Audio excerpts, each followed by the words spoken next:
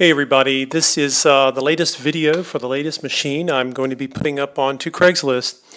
And those of you who've seen my postings or videos before know that I look for vintage sewing machines that are all metal, all steel, and very heavy duty. A lot of people are they're looking for machines that can sew heavier materials as well as light. They want something versatile. And a lot of the new sewing machines just aren't made well, and they can't cut it. Many of them can't even sew medium weight materials. There are different ways that sewing machine companies got power. Some of them did it with high amperage motors in a single belt. Some of them had medium powered motors in double belts. Some of them have direct gear. This particular one is called a motor pulley. And this machine, I don't know if you guys recognize this particular look.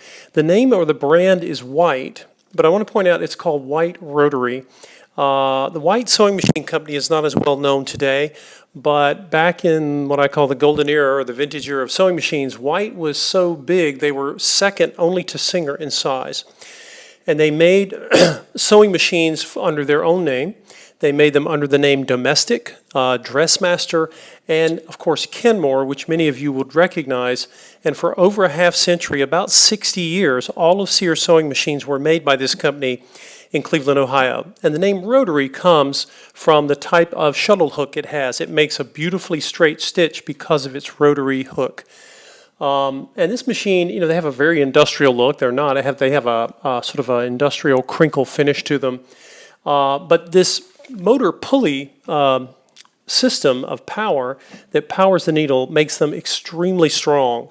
And this particular machine is a straight stitch. Of course, it has a built-in light, which I'm not using right now because I'm in the sunroom here. And of course, it goes in reverse. You can control the length of both the forward and the reverse stitch, which is kind of interesting. And of course, it has a very wonderfully simple bobbin winder on the front. One of my customers called this look steampunk or machine age. Really cool look. And I took extra pictures this time of the cabinet. All the cabinets I have are built beautifully. They're made of great woods. I believe this one is cherry, but it is really deluxe. This would have been a very expensive cabinet. It even has a built-in inkwell and place for your pens and stuff. It was all that back in around the late 40s, early 50s, like 1950. But anyway, you will see in the photos the pulley on the back. It's a rubber pulley, which has been replaced. I always replace the rubber parts if they need it, and along with the new Bobbin Winder tire. And there's a whole list of things I've done. But anyway, the main reason for making the videos in the first place is to let all of you see how the machine sews.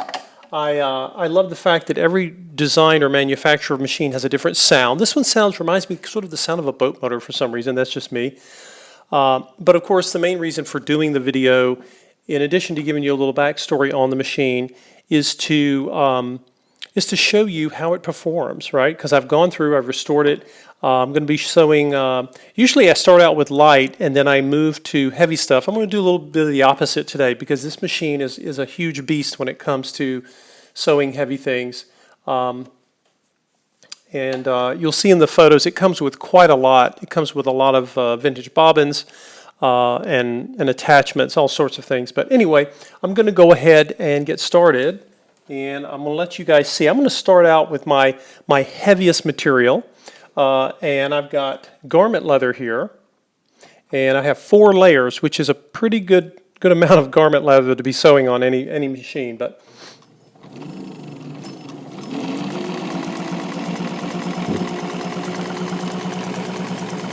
and you can see it sews right along. Go into reverse.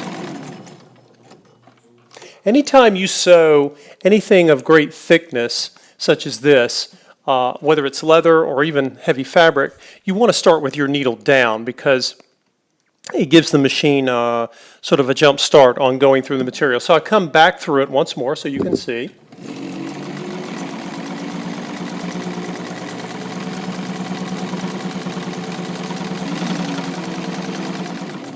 I could go a little faster, but like I've said in other videos, I tend to want to go at a slow to medium speed whenever I'm sewing something that's extra thick.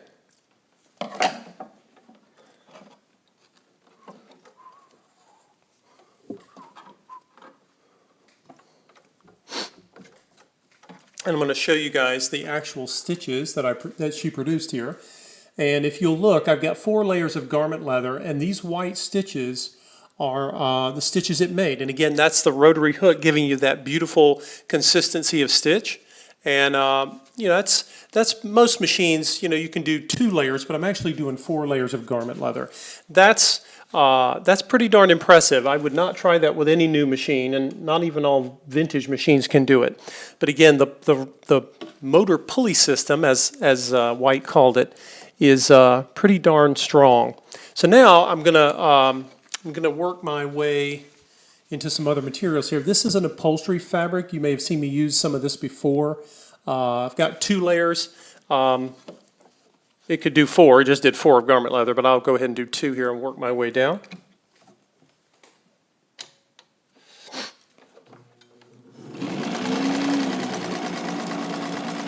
And it goes right through it without any issues whatsoever. And I find that a lot of people who are buying machines from me, I can slow my needle down, let you see how the kind of control I can get. That's pretty neat, right?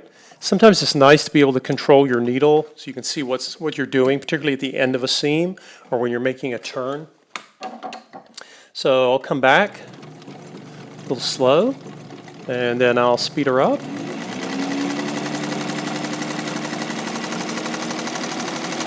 And again, the machine, any vintage machine that I choose to restore is all steel.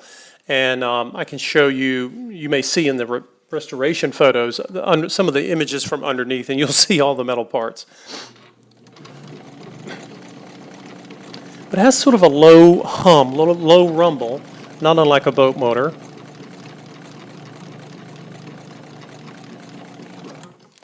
And for my last sample here, I'm going to pull this out. By the way, I started this project, you should always use the appropriate needle for the material you're sewing with. And since I started out in an unusual fashion with my heaviest material, I've got 4 layers of that garment you saw, I installed a leather-tipped needle, and that makes the machine's job a lot easier. You still need the power that this machine has, but it just makes it easier. So it was a leather tip. That was a size 18 needle. That's a pretty large needle, and I'm using it for heavy fabric. And those of you who are experienced sewers will know this, of course. But if you are sewing lighter weight material, you would use a smaller needle. So, 14 is sort of a good average for light to medium weight woven material. And then, of course, you can go down to even 11 and 12 size needles when you're sewing things like silk. So anyway, I'm going to go back up and just put 4 layers in for you guys, just so you can see.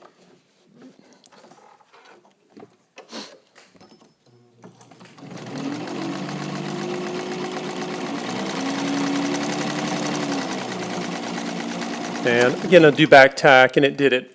I know I said it was going to go down, but I had it in here, and I thought, let me just put in 4, just to demonstrate the power of the machine. And again, that's hard to see these stitches. Maybe you see on the back here. Yeah, it's a little hard to see. I have a variety of colors of material sometimes. So right now, I've got a light colored thread in there. This is another test of a vintage machine. If you see my videos, you see me do this many times.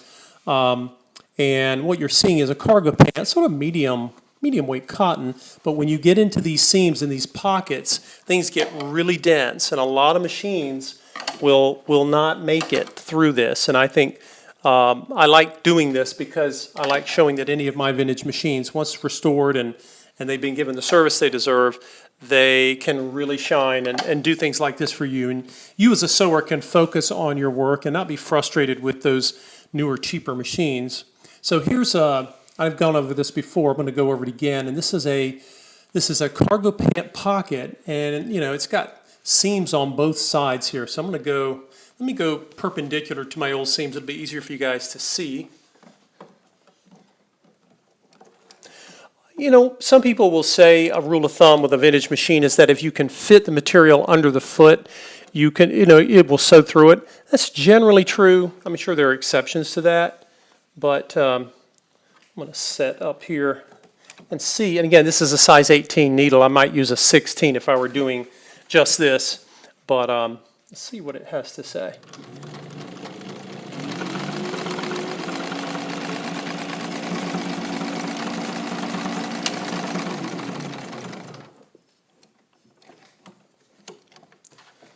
I'm going to swing around and come back. And I'll come back across the top of the pocket here so you can see it move over even more density.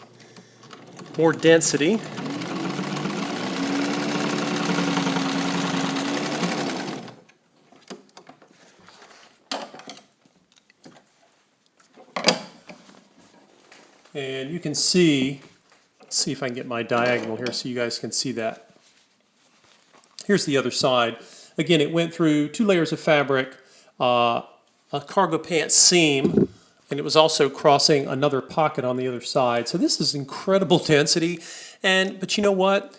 These old machines are amazing. It held its tension. It did not lose its thread tension.